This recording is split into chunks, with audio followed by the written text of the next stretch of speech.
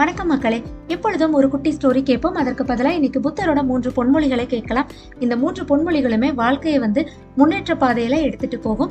முதல் பொன்மொழி, உங்களுடைய சிந்தனைகள் தான் உங்களை வடிவமைக்கும். அதாவது நம்மளுடைய எண்ணங்களுக்கு அந்த அளவுக்கு சக்தி இருக்குதான். நம்ம எதுவாக ஆகணும் அப்படின்னு ஆசைப்படுறோமோ அதுவாகவே ஆக்கப்படுகிறோம் அப்படின்னு தான் பல்வேறு வேத நூல்களுமே நமக்கு சொல்லுது.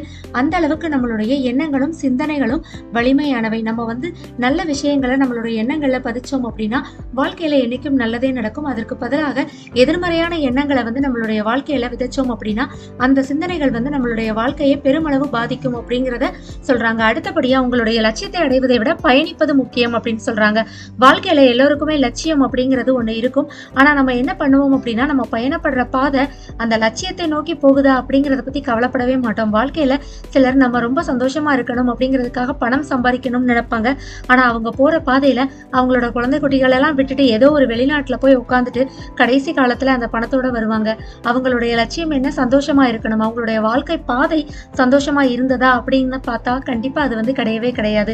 அதனால நம்மளுடைய லட்சியம் எதுவோ நம்மளுடைய வாழ்க்கை பாதையும் அதை வைத்து நிரப்பப்பட வேண்டும் அப்படிங்கறத இந்த பொன்மொழிக்கான அர்த்தம். அடுத்தபடியா, 3வது பொன்மொழி, நீங்கள் தான் உங்களுடைய குரு. அதாவது வாழ்க்கையில எல்லோருமே தனக்கு ஒரு வழிகாட்டி இருந்தா நல்லா இருக்குமே அப்படின்னு சொல்லி நம்ம நினைச்சுக்கிட்டே இருப்போம். ஆனா உண்மை அது கிடையாதுங்க. நம்ம தான் நம்மளுக்கான வழிகாட்டி.